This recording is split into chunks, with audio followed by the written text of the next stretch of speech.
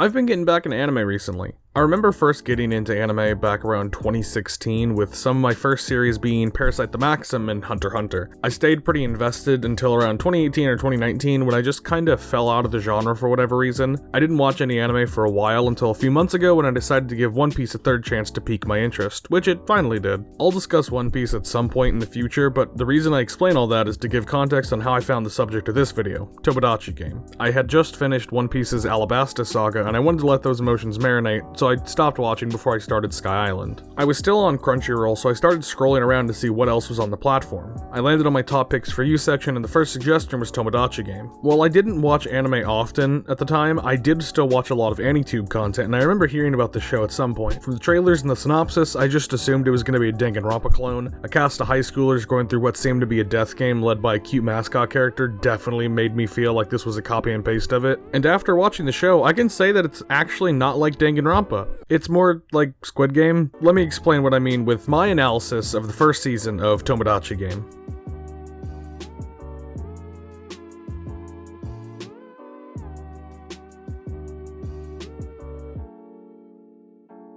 Before I get into it, this review contains a lot of spoilers. The show moves quickly and nearly every episode has some sort of twist, so it's hard to discuss this series without spoiling it. If you plan to watch the show but still want a quick and spoiler-free opinion on it, skip to the timestamp on screen. Another thing to keep in mind is that I haven't read the manga for this series. I'm gonna make a lot of comparisons to other media since I saw the ideas there first. I don't care who technically did it first. Most of it, this show's version of the idea feels shallow. Okay, with those 2 points out of the way, let's get some of the basic information down. The story of Tomodachi Game focuses around 5 main characters, our protagonist Yuichi, Shibei, Shiho, Tenji, and Yutori.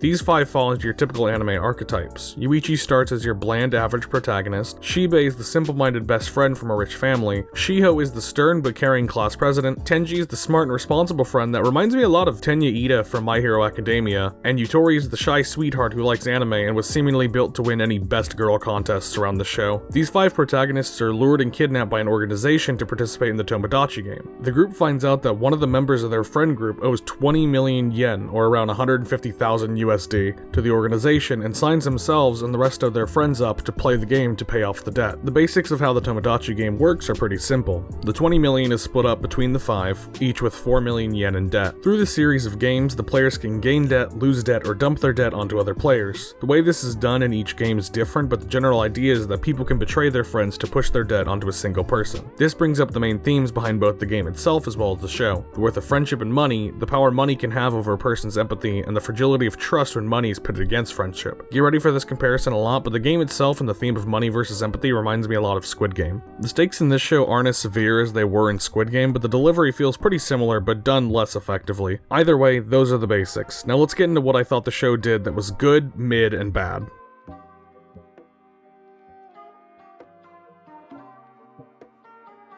There's some things in here that I can say are good. I think the biggest thing I enjoyed right off the bat was the fact that the Tomodachi Game wasn't a death game. I'm a big fan of death games, don't get me wrong. Danganronpa is one of my favorite franchises. I really enjoyed 999, the first installment of the Zero Escape franchise, and I thought Squid Game was pretty solid. What I enjoy about these death games is the setup and the execution of the games and not so much the actual killing of characters, so seeing a series that follows that formula without killing off characters feels somewhat refreshing. The opening for Tomodachi Game is pretty good. I don't have a lot to say on it, but it's a snappy, jazzy opening that I like. Next would be the Badmouth Game episodes. I think the setup, execution, and the plot of the Badmouth Game is all done fairly well. For a quick explanation, the group finishes the first game and moves on to the second game called Badmouth Sugoroku, which is basically a racing board game akin to Candyland. Each round, the players get to submit a card which they can leave blank or reveal a secret about someone in the group, including themselves. Then, the cards are read aloud and the gods in the sky, I'll talk about that one in a minute, vote on whose secret is the most unforgivable. In descending order from most votes to least votes, the players move a certain amount of spaces. Each space on the board can rather give debt, relieve debt, do neither, or be a lucky space where another activity happens.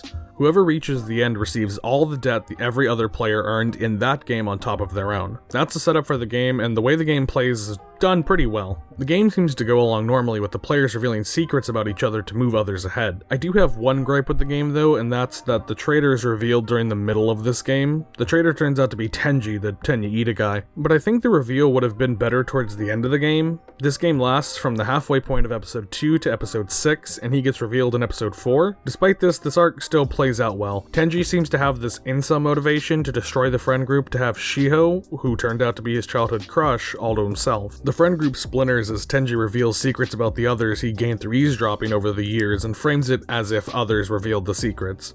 It's all going according to his plan into the last game where our main character Yuichi offers an idea to weed out the traitor. They all agree to write the same thing, and while Tenji is hesitant to do it, he goes along with it as to not raise suspicion. It's then revealed that Yuichi crafted a plan to discreetly gain the trust of each member of the friend group and whittle down who the traitor was, before pulling this last move to get the traitor to reveal themselves by everyone else he trusted, leaving their cards blank. Watching Tenji get his comeuppance after all the incel plotting was pretty satisfying, and Yuichi's explanation of this plan felt pretty reminiscent to a Danganronpa closing argument. I think the Badmouth game was done at an alright pace, and the plotting from each character was fun to watch. I do have a few gripes with how the game ends and some points in it, and I'll get to those. However, the Badmouth game as a whole was executed fairly well. The last thing that I want to mention is the gods in the sky during the Badmouth game. Apparently, they're the people who funded the Tomodachi game and are watching it live. They have some sort of chat system which flies across the sky, and the English translation of those messages are fucking hilarious. They are a perfect representation of something like Twitch chat. I'll throw some up on screen now so you can see these things. Having a serious moment happen and the show cuts to a chat message saying "you mad bro" and Lamau caught me off guard every fucking time. Honestly, the chat might be my favorite part of this show. Those were the good. Let's get on to the mid, which this show has plenty of.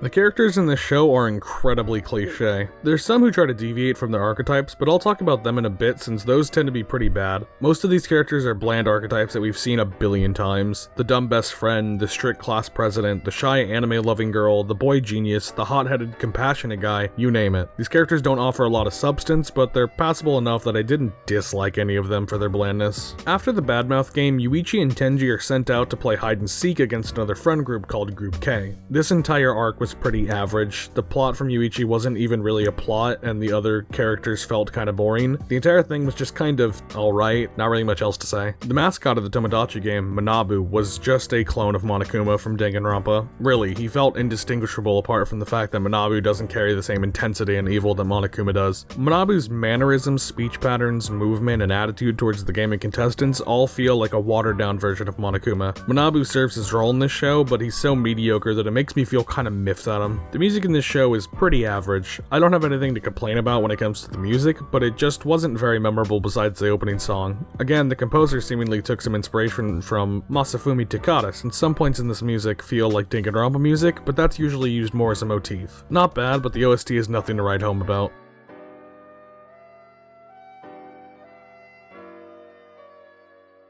Alright, so this next point is my biggest complaint from the show. Even the bad stuff, I'd say less than I would about how much Yuichi feels like a really weak attempt to make a mastermind character. Shit, he's part of the reason I consider the bad stuff bad.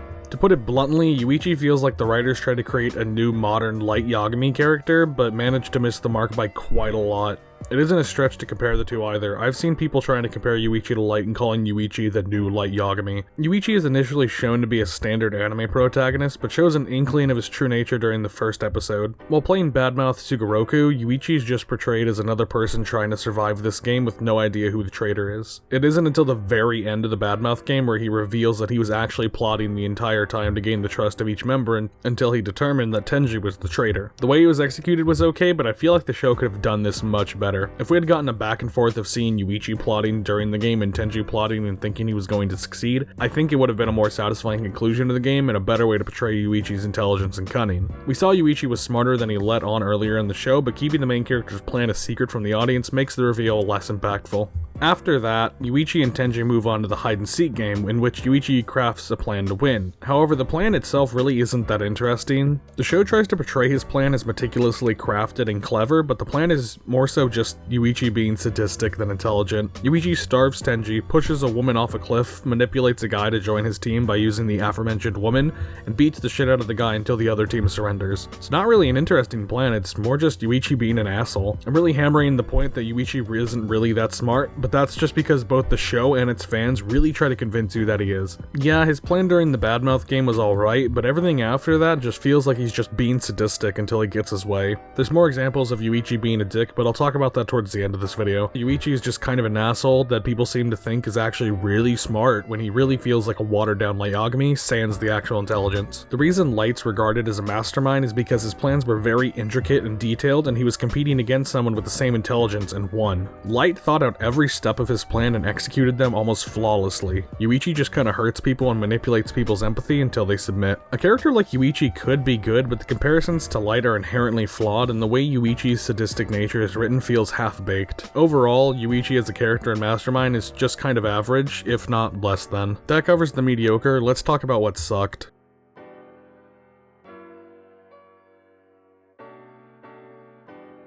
There's two aspects of this show that I think were executed very poorly. The first is how much the show likes to rely on twists and how often they don't amount to anything or are incredibly underwhelming. Tenji's reveal as the traitor tries to act as a surprise but was kind of obvious from the start. The show presents the group in a way where anyone could be the traitor, but we see the characters being friends in the past and everyone gets along well. Every character is depicted as being great friends with one another except for Tenji, who is just kinda there in most flashbacks. It's pretty obvious if you think about it. The next twist is at the end of the Badmouth game where Yuichi reveals that he doesn't actually care for his friends and is somewhat of a villain. This quickly falls apart though, as Yuichi helps all of his friends through the rest of the series. It's just kinda odd that they tried to paint Yuichi as a villain but then dropped it almost immediately. There's another twist at the end of this game, but it's more funny than bad. It's revealed that Tenji is trying to separate Shiho from the group not because of an obsession, but because of quote-unquote what she did to him, and as Yuichi abandons his friends to go to the next game alone, Tenji reveals to everyone that what Shiho took from him was Yuichi. Tenji says he has always loved Yuichi,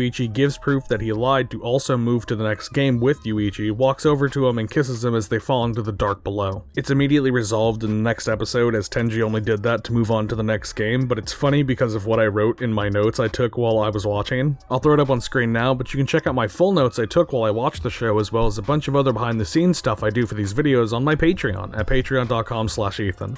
I have a Discord server where you can chat with me and other members of the community. I post the scripts and any other materials I make for these videos, and at certain tiers you can have your name appear or have me shouted out at the end of videos. Again, that's patreon.com/Eithan. Shameful plug aside, another example of the twists under delivering is the reveal that the leader of Group K is actually K instead of Juzo. I could tell that there was more to K when he came into the show, but I didn't predict that he was going to be the leader of Group K. However, his reveal leaves a lot to be desired. It's revealed he's the leader, they lose the game because of Yuichi's plan, and then they're just gone. It didn't amount to anything, as most of the twists in the show do. The other thing I didn't like about this show was the ending of this season. It just didn't make a lot of sense. They beat the hide and seek game and get to go home for a while. While they're home, Yuichi is told that he must compete in a new game and that they have Yutori hostage. He goes, competes in the game, and tricks the Manabu stand-in to win, and then it's revealed that the group is impersonating the Tomodachi organization. Yuichi ends up losing too much blood from the game that he participated in and can't compete in the real fourth game, so Yutori takes his place with Tenji to play in it. The ending is way too fast-paced, confusing, and leaves a lot to be desired. I think the ending was rough and they could have done a much better job.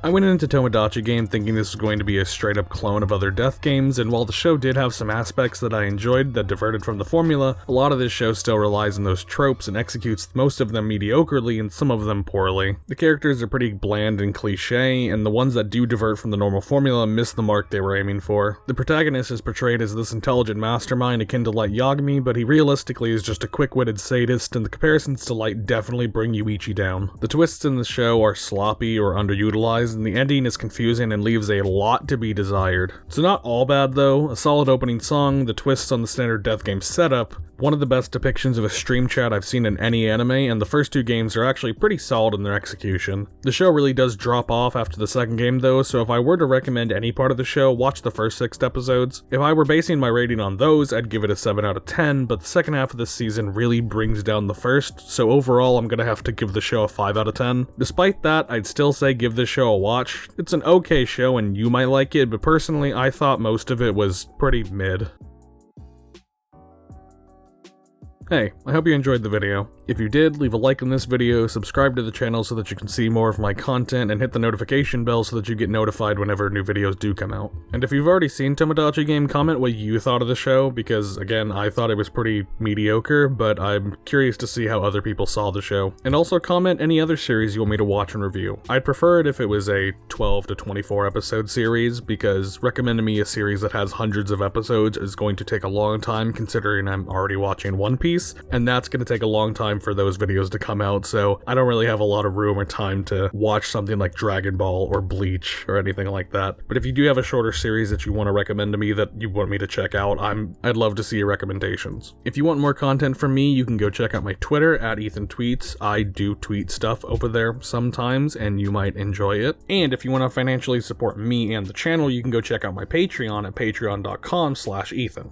There's a bunch of different tiers. You can get on a Discord server with me and other patrons. You can get notes and scripts for all the videos that I make and any other behind the scenes content. Your name can appear here at the end of the videos, and high enough tiers, you can have me shout your name out in the end of the video. So that's, again, patreon.com/Eithan and on Twitter at Eithan Tweets. Anyways, I hope you guys enjoyed this video. I had fun watching the show, even if it was kind of just whatever, but I enjoyed writing the script, and I hope you guys enjoyed the video. Anyways, I'm Eithan. I'm gonna head out. Bye.